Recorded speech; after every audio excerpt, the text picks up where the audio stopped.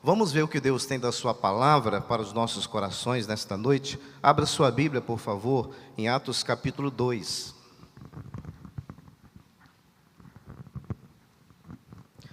Atos capítulo 2, vamos ler os versículos 42, 43 e apenas a parte A do versículo 47.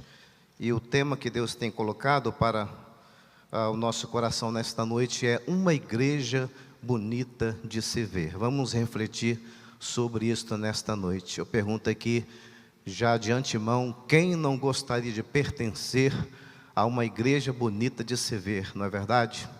E vamos então falar sobre esta igreja nesta noite, que é a igreja que não é uma igreja de acordo com o ponto de vista do pastor Billy ou da Igreja Batista em Mata da Praia, mas a igreja bonita de se ver de acordo com o ponto de vista de Deus.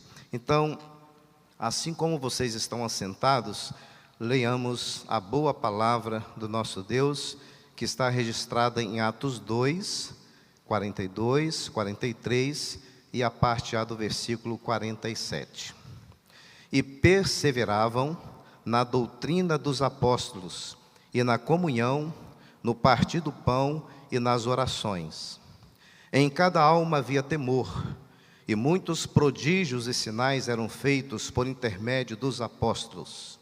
47, louvando a Deus. Amém, meus irmãos? Ó Deus, esta é a tua hora, Senhor.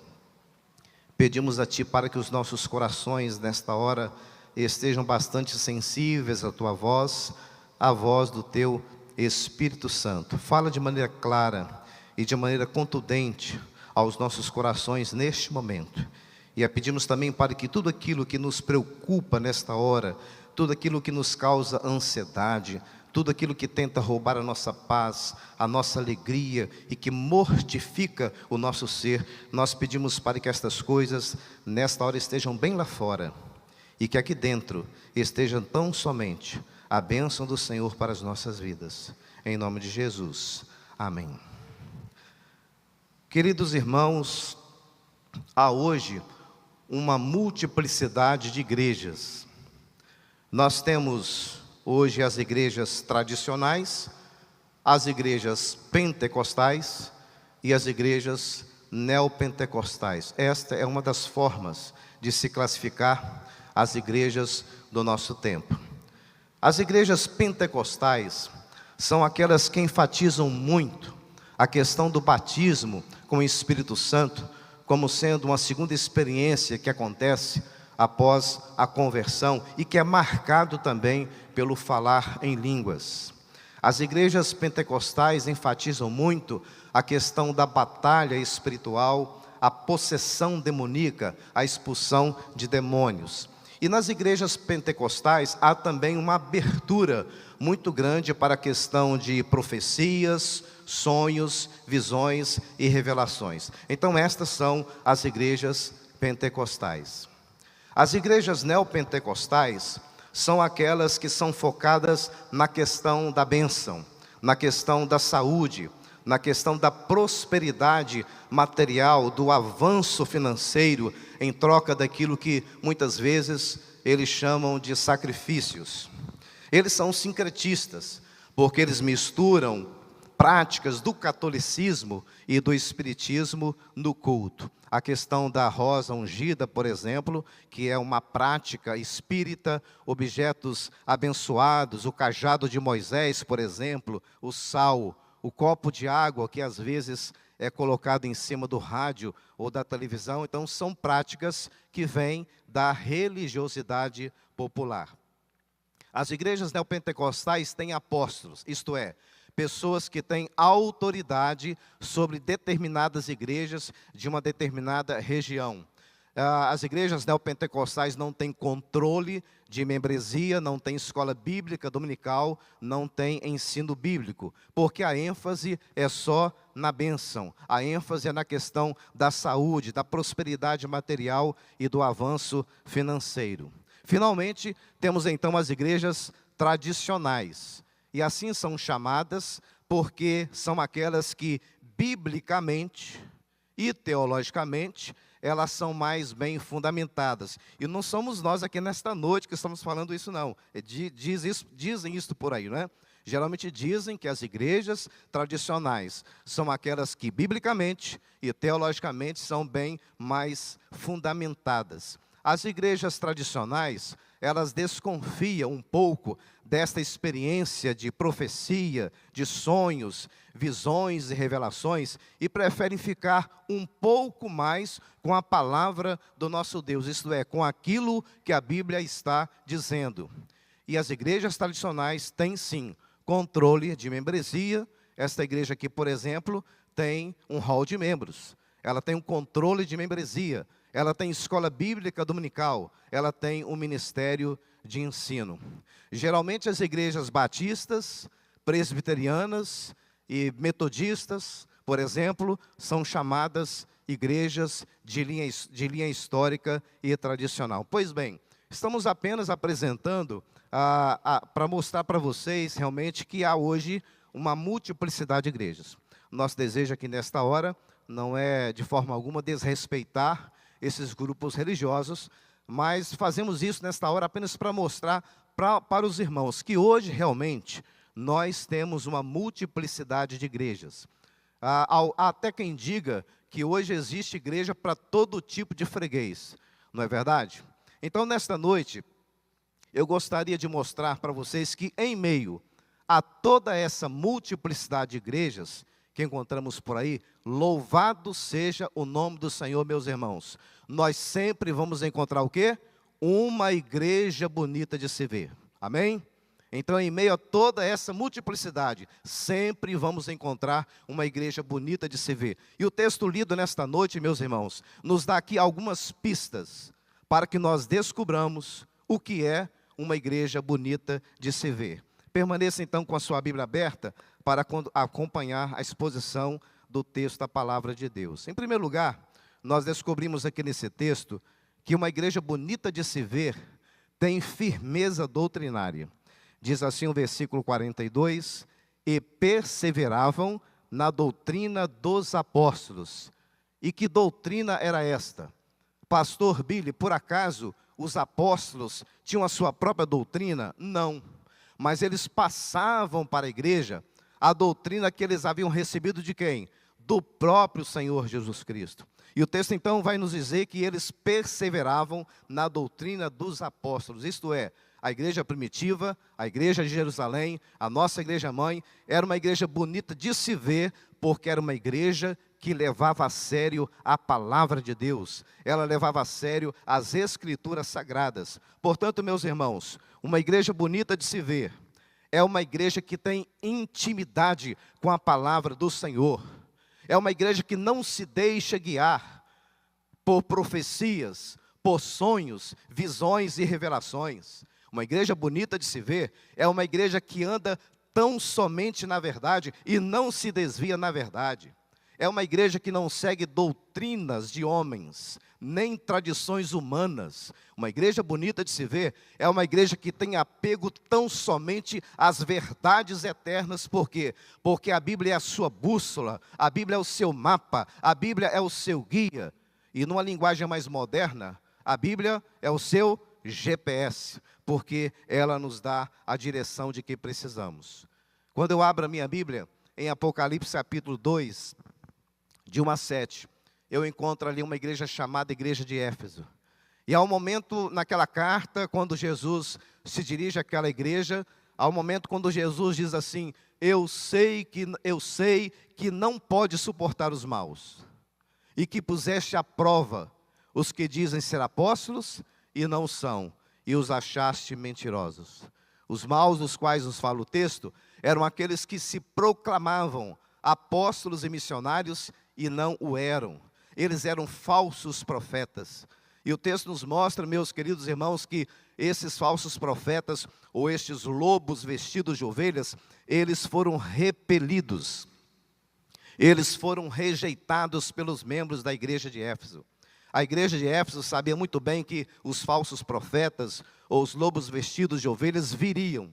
Mas ela estava preparada para isso, de modo que não foi pega desapercebida, porque ela conhecia a sua doutrina, ela dominava aquilo em que cria, e por esta razão, esta igreja foi elogiada por nosso Senhor e Salvador Jesus Cristo. Mas quantas igrejas, irmãos, que hoje, infelizmente, estão sendo enganadas pelos falsos profetas que pregam doutrinas estranhas. Há um tempo atrás, por exemplo, um casal de uma igreja neopentecostal procurou um pastor de uma igreja batista, porque lá na igreja deles tinha uma mulher que dizia que era profetisa. E segundo aquele casal, aquela mulher já havia feito várias profecias, e recentemente havia feito uma profecia de que em uma semana aquele casal morreria. E o casal procurou o pastor batista, o casal fez isso preocupados, porque todas as profecias daquela mulher haviam se cumprido lá naquela igreja. E o pastor batista disse para eles: olha, vocês podem ficar despreocupados, que nada disto acontecerá com vocês. E realmente, meus irmãos, nada disso veio acontecer, graças a Deus, com aquele casal. Não preciso usar muitas palavras para mostrar que realmente nada aconteceu com aquele casal. Por que eu estou contando essa história? Para mostrar para você que numa igreja verdadeiramente batista, meus irmãos, isto dificilmente aconteceria. Sabem por quê? Porque nós batistas ficamos o quê? Tão somente dentro da palavra do nosso Deus, sem confusão, sem manipulação e sem controlar a vida das pessoas. Não se preocupem, é uma tosse alérgica. Todo janeiro me dá isso, tá bom, irmãos? Dentro de uma igreja batista, irmãos, quem manda é quem? É a palavra do nosso Deus. Tudo aquilo que nós precisamos se encontra desde o Gênesis até o Apocalipse. Então, nós não precisamos realmente de complementos. Só assim nós nunca seremos enganados. E hoje, meus irmãos, falamos muito sobre avivamento espiritual, mas não existe avivamento sem Bíblia, não é verdade? Sem palavra de Deus. Não existe avivamento sem doutrina bíblica. E avivamento sem Bíblia, meus irmãos, é tão somente agitação humana, não é? É fogo sem calor, é trovão sem chuva, é árvore sem raízes, sem fruto. Em segundo lugar, nós descobrimos aqui nesse texto que uma igreja bonita de se ver é uma igreja que vive comunhão profunda, não é isso? Olha para os versículos 42 e 44. Esses versículos dizem assim: e perseveravam na comunhão, e todos os que criam estavam unidos. Então, uma igreja bonita de se ver, meus irmãos, é uma igreja que experimenta não apenas ajuntamento. Por exemplo, o que está acontecendo aqui hoje é um ajuntamento, mas uma igreja bonita de se ver experimenta não apenas isso, mas ela experimenta aquilo que nós encontramos no livro de Atos dos Apóstolos, o que é ter uma só alma e o que é desfrutar da comunhão do Espírito. Eu ouvi falar a respeito de uma senhora que estava um dia no ambiente da sua igreja, e ela então de repente viu uma outra senhora passando do lado de lá. Ela estava ali conversando com a outra senhora, de repente viu uma senhora que estava passando do lado de lá e comentou com a outra assim: você está vendo aquela irmã que está passando lá? Se aquela irmã lá entrar no céu, eu não entro, ela disse. Eu não entro. Eu pergunto a vocês, é isso que é uma igreja bonita de se ver? Não é verdade? Isso não é uma igreja bonita de se ver. E há igrejas hoje, infelizmente, e em alguns lugares que estão em pé de guerra. Há irmãos que não se falam, que não se olham, que não se tratam, que não se cumprimentam, que não se visitam. São irmãos que muitas vezes se reúnem no mesmo lugar. Eles cantam os mesmos hinos, eles escutam o mesmo pastor, eles participam da mesma ceia, eles cantam no mesmo coral, mas são inimigos, porque estão com seu coração cheio de ranço, de amargura, E quando eu abro a minha Bíblia, meus irmãos, eu encontro Jesus dizendo: novo mandamento vos dou, que vos ameis uns aos outros. E há um momento quando Jesus diz assim também: e nisto conhecerão todos que sois o quê? Meus discípulos, se tiverdes amor uns para com os outros. Então vejam bem, qual é a marca do cristão? É o amor, não é verdade? Tudo tem uma marca. Qual é a marca do sapato que você está usando aí? A camisa, a gravata, não é verdade? Então tudo tem uma marca. E a marca do cristão é realmente o amor. Então com isso podemos afirmar que nós não seremos conhecidos neste mundo, meus irmãos, pelas músicas que nós cantamos, não seremos conhecidos pelos instrumentos que tocamos, pelos discursos que temos em nossos lábios, não é verdade? Pelos livros que escrevemos. Jesus disse que nós seremos conhecidos pelo quê? Pelo amor. Então a igreja precisa viver esta profunda comunhão. Então numa igreja bonita de se ver, cessam as brigas, acabam aquelas desavenças, as feridas são curadas, as mágoas são perdoadas, os relacionamentos rompidos, eles são restaurados. Não há espaço numa igreja bonita de se ver para grupinhos, panelinhas, divisões, partidos, porque numa igreja bonita de se ver, então até mesmo aqueles muros de separação, eles são derrubados, a discriminação é sepultada, e a comunhão explode em vigor, como diz o salmista: ó quão bom e quão suave é que os irmãos vivam em união. Em terceiro lugar, ainda descobrimos nesse texto que uma igreja bonita de se ver é uma igreja que cultiva uma vida de oração, porque o versículo 42 diz que eles perseveravam em quê? Eles perseveravam nas orações. Então com isso podemos afirmar que uma igreja bonita de se ver é uma igreja que ora, é uma igreja que clama, é uma igreja que todo o tempo está intercedendo. Não temos muito tempo aqui nesta noite para explicar isso, e até por conta da minha voz, mas quem conhece a Bíblia sabe muito bem que a igreja primitiva era uma igreja que orava. Eu poderia citar aqui agora para vocês dezenas e dezenas de versículos que nos mostram isso. Até quem diga que esta igreja era um verdadeiro círculo de oração. Alguém já disse que a oração é a chave do avivamento, é o combustível que alimenta o avivamento espiritual, e é verdade. Há muitos anos atrás, aqui numa região rural do estado do Espírito Santo, uma igreja batista estava quase fechando as suas portas. Era uma igreja que ficava lá numa zona rural, no meio de um pasto. Imagine você, uma igreja situada ali no meio do pasto, né? Obviamente que isso refletia o conceito que de desânimo, de derrota, de fracasso. Poxa vida, uma igreja no meio de um pasto. E aquela igreja tinha sido uma igreja muito animada durante os anos que se passaram.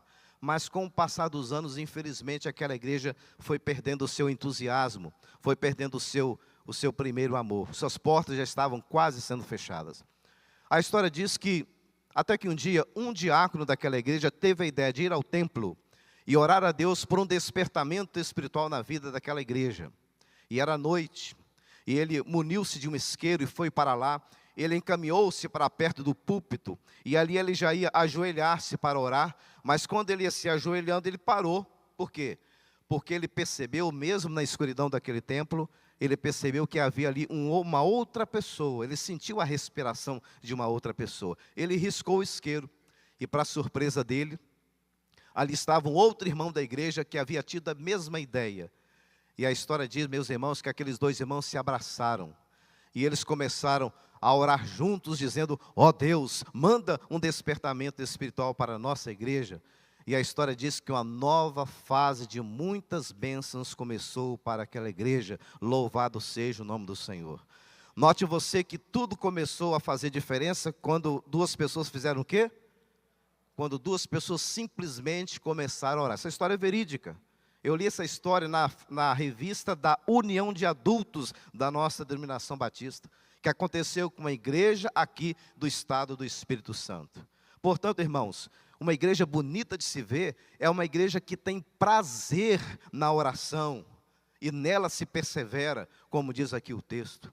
Uma igreja bonita de se ver é aquela igreja que entende que os cultos de oração são uma delícia, porque é uma igreja que tem prazer na oração.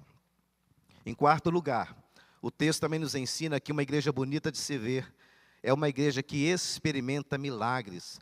Porque o versículo 43 diz assim: e muitos prodígios e sinais eram feitos pelos apóstolos. E o livro de Atos dos Apóstolos está pontilhado, irmãos, de muitos milagres que foram realizados naquela época. E há uma abundância de versículos que nos mostram isso. Por conta do tempo e da minha garganta, não tem condições de mostrar isso para vocês, mas é só você abrir o livro de Atos dos Apóstolos e você vai descobrir que muitos milagres aconteceram naquela igreja. Por exemplo, Atos 28:9 diz que Paulo ora e todos os doentes da ilha de Malta são curados. Isto é ou não é milagre? Mas pastor Billy, você não é batista? Sim, eu sou batista, mas eu creio em milagres. A minha vida é fruto de um milagre. A vida da minha mãe é fruto de um milagre. Minha mãe, quando estava ainda na sua pré-adolescência, lá em Barra de São Francisco, subiu no pé de ingá e caiu lá do alto, bateu a cabeça lá embaixo, numa rocha, numa pedra, onde havia um riacho. A cabeça da minha mãe partiu ao meio. Os médicos desenganaram minha mãe e disseram: olha, não tem jeito, ela vai morrer. Mas a igreja orou. A igreja orou. Minha mãe sobreviveu. Minha mãe ainda era uma pré-adolescente. Mas os médicos disseram assim: mas ela, tudo bem, ela sobreviveu, mas ela não vai poder se casar, ela não vai poder ter filhos, ela não vai poder viver uma vida comum como as demais pessoas. E de fato minha mãe se tornou estéril. Ela se tornou estéril, mas como toda mulher, tinha um sonho de ser mãe. E como Ana, minha mãe também fez um voto a Deus. E disse para Deus que se Deus lhe desse um filho, que ela consagraria esse filho ao ministério da palavra. E Deus então abriu o ventre de minha mãe. E veio não só o Billy Graham, né, mas veio também o Wesley, veio o Maxwell. Foi isso que Deus fez na vida de minha mãe. Louvado seja o nome do Senhor. A minha mãe nunca contou essa história para mim, até eu ir para o seminário. Eu fui para o Seminário do Sul quando eu tinha 18 anos de idade. Minha mãe nunca contou essa história porque ela não desejava que a história influenciasse na decisão. Mas quando eu estava com 18 anos de idade, quando a decisão já estava tomada, quando a igreja já estava estudando a possibilidade de me enviar para o seminário, a minha mãe disse assim: senta aqui, nessa cadeira, vamos bater um papo. E ela então me contou essa história. E aí eu fiquei sabendo disso naquele momento, né? E minha mãe me mostrou de modo que você foi escolhido desde o meu ventre. Desde o ventre da sua mãe, você foi escolhido para a obra do ministério pastoral, meus irmãos. É isso. O texto aqui diz que nessa igreja bonita de se ver, na igreja primitiva, muitos prodígios e sinais eram feitos pelos apóstolos. Eram feitos pelos apóstolos. Mas é lógico, existe também um milagre, o maior milagre, que é o milagre do novo nascimento, não é verdade? O maior milagre é o milagre do novo nascimento. É o milagre da regeneração espiritual, da transformação espiritual. E isso também acontece na vida de muitas pessoas. Eu fui pastor aqui em Vitória, no bairro Bonfim, durante 13 anos. Existia um homem ali no bairro Bonfim chamado Zilmo. Ele era praticamente o alcoólatra número 1 do bairro Bonfim. Bebia na garrafa. Ele vivia caído pelas calçadas do bairro Bonfim. Os cães lambiam a sua boca. Os filhos dele eram da igreja Maranata. De vez em quando pegavam o pai caído pelas calçadas do bairro Bonfim. Mas um dia a igreja batista promoveu uma atividade alusiva ao Dia dos Pais. E esse homem chamado Zilmo foi assistir a programação do Dia dos Pais. Ele foi, ele gostou, ele voltou e ele entregou a sua vida a Jesus. Ele fez de Cristo o ponto central de sua vida, meus irmãos. Tornou-se meu diácono. Me ajudou muito no ministério de visitação. Interessante que esse homem chamado Zilmo, ele era naquela época, quando aconteceu isso com ele, ele já era funcionário da Prefeitura Municipal de Vitória. Depois que ele se converteu, sabe o que aconteceu? Ele conseguiu comprar uma casa para a família dele aqui em Vitória. Ele não conseguia fazer isso porque ele gastava todo o dinheiro que recebia nas bebidas alcoólicas. Mas depois que ele entregou a sua vida a Jesus, até uma casa ele conseguiu comprar para a família dele aqui em Vitória, meus irmãos. Louvado seja o nome do Senhor. Se alguém está em Cristo, nova criatura é. As coisas velhas já passaram, eis que tudo se fez novo. Eu creio em milagres, você crê? E muitos prodígios e sinais eram feitos naquela época. Percebemos que o sobrenatural de Deus se transbordava na vida daquela igreja. E eu creio que este é o maior milagre que a Igreja Batista em Mata da Praia deseja ver acontecendo aqui em seus cultos, não é? É ver pecadores se curvando diante da cruz de nosso Senhor e Salvador Jesus Cristo. É quando você vê alguém nascendo de Deus, nascendo de cima, nascendo do alto, nascendo da água e do Espírito Santo do Senhor. Louvado seja o nome do Senhor. A igreja, meus irmãos, hoje vive dois extremos.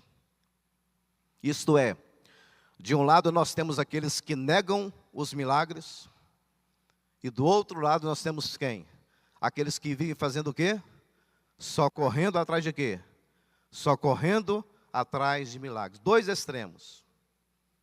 Temos uma corrente que nega os milagres e temos uma outra corrente que só vive correndo atrás de milagres. São dois extremos e, como costumamos dizer, todo extremo é perigoso. O melhor é o quê? É o ponto de equilíbrio, não é verdade? Há muita gente hoje buscando a Deus apenas por aquilo que Ele faz e não por aquilo que Ele é. E eu quero dizer para você que nesta noite que quando nós buscamos a Deus por aquilo que Ele é e não por aquilo que Ele faz, meus irmãos, os milagres acontecem naturalmente em nossa vida. Nós não precisamos ficar correndo atrás de milagres, porque quando nós buscamos a Deus por aquilo que Ele é, os milagres acontecem naturalmente na vida de cada um de nós. Louvado seja o nome do Senhor. Ah, pastor, mas faz tanto tempo que Deus não faz milagre na minha vida. Olha, se você se sente assim, tem algo de errado acontecendo com você. Porque na minha vida Ele está fazendo milagre todo dia. Talvez você não está percebendo isso. Precisa trocar de óculos. Porque Ele também está fazendo milagre todos os dias. Por exemplo, só um exemplo aqui. Algo bem simplório. O prato de refeição que você teve hoje. Meu irmão, isso é um milagre. Isso é um milagre. Há milhares de pessoas no mundo inteiro hoje, irmãos, que não têm literalmente o que comer, que estão vivendo uma pobreza atroz. Mas você deve agradecer a Deus por esse milagre, meu irmão, porque hoje, quando terminou o culto aqui desta igreja, pela manhã, você foi para a sua casa e Deus deu a você o quê? Um prato de refeição. É ou não é um milagre, irmãos? São pequenas coisas, mas que são grandes milagres que Deus pode fazer na vida de cada um de nós. E em quinto e último lugar, o texto ainda nos ensina que uma igreja bonita de se ver é uma igreja que louva a Deus. E eu fiz questão de que o quinto tópico fosse esse, irmãos, até porque eu sempre observei que eu vim de um berço batista, né? Eu estudo a Bíblia desde quando sou criança.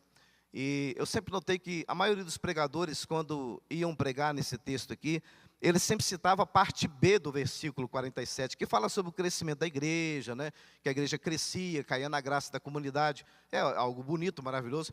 Mas quando passavam nessa parte A, que diz assim, louvando a Deus, a maioria dos pregadores, a maioria passava assim, muito rapidamente. Passava em branco, né? Não faziam nenhum comentário. Mas eu gostaria hoje aqui de fazer esse comentário com vocês, porque o texto está dizendo isso para nós. Uma igreja bonita de se ver, é uma igreja que faz o quê? É uma igreja que louva a Deus. Olha só o que diz aqui, louvando a Deus. Louvando a Deus. Então, uma igreja primitiva era uma igreja que louvava a Deus. Uma igreja bonita de se ver, meus irmãos, é uma igreja alegre. E uma igreja alegre é uma igreja que canta. É uma igreja que louva a Deus. É uma igreja que dedica ao Senhor a sua adoração.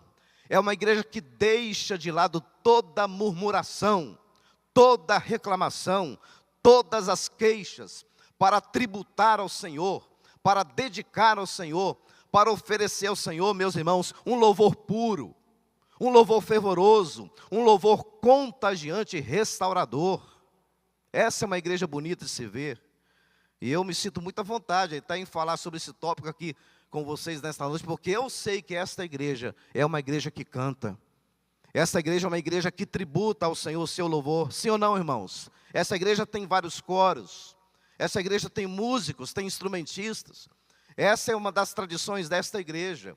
A Igreja Batista em Mata da Praia é uma igreja que louva ao Senhor. Amém, meus irmãos? Uma igreja bonita de se ver faz isto. Mas, atenção. Atenção. A Bíblia nos ensina que o louvor precisa ser verdadeiro. Diz isso para mim, diz para você, para todos nós. O louvor tem que ser autêntico. Há uma história que diz o seguinte, que em certo convento, todas as tardes, os frades se reuniam para louvar a Deus.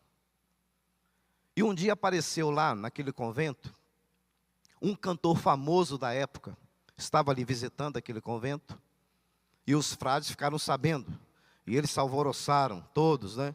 Ficaram animados. Poxa, hoje à tarde vamos ter o nosso culto lá na capela, e nós vamos então convidar esse cantor para cantar para a gente lá hoje, para louvar o Senhor conosco lá na capela. E eles convidaram aquele cantor famoso. A princípio ele recusou, não queria aceitar o convite, mas de tanta insistência, o cantor acabou aceitando o convite. E aconteceu naquela tarde o culto na capela. Eles deram oportunidade ao cantor, ao famoso cantor, para cantar, e a história diz que nunca se ouviu coisa igual. O cantor cantou maravilhosamente bem, voz afinada, voz de Pavarotti, né? Que lindo louvor aconteceu na capela naquela tarde. Encurtando a história diz que logo mais à noite, todos os frades foram dormir. E um dos frades teve um sonho. E naquele sonho Deus perguntava para o padre, vem cá, por que não teve louvor hoje à tarde lá na capela? E o frade questionava com Deus no sonho, mas como, Senhor? Não houve louvor na capela? Lógico que houve. Nunca se ouviu coisa igual aqui nesta capela. Tivemos um culto maravilhoso. O cantor cantou como um rouxinol, tinha voz afinada, voz de Pavarotti. Como que o senhor está perguntando isso se não teve louvor hoje na capela? Por que você está perguntando isso? A história diz que Deus respondeu assim para o frade, olha, não, é porque hoje não chegou nenhum louvor aqui no céu. Não chegou nenhum louvor aqui no céu. Os instrumentistas podem tocar maravilhosamente bem. Mas se o coração dos instrumentistas não estiver sendo reto para com Deus, o louvor não chega no céu. O coro da igreja pode cantar maravilhosamente bem, pode cantar suavemente bem, mas se o coração dos coristas não estiver sendo sincero, não estiver sendo correto para com Deus, o louvor não chega no céu. Os solistas, os ministrantes de louvor, podem ter voz afinada também, podem cantar como um rouxinol, podem ter voz de Pavarotti, mas se o coração deles não estiver sendo reto para com Deus, o louvor não chega no céu. E a razão é muito simples. É porque a Bíblia ensina que o louvor que nós tributamos e dedicamos a Ele, esse louvor tem que ser sincero, tem que ser autêntico, tem que ser verdadeiro. E eu gosto muito daquele texto onde Jesus diz assim, a mulher samaritana, Deus é espírito, e é necessário que os que o adorem em espírito e em verdade. E ele chega a dizer nesse texto assim, o Pai está à procura. Eu fico prestando atenção nessa frase, o Pai está à procura, quer dizer, naquela época, o Pai já estava à procura de verdadeiros adoradores, e ele parece que não estava achando.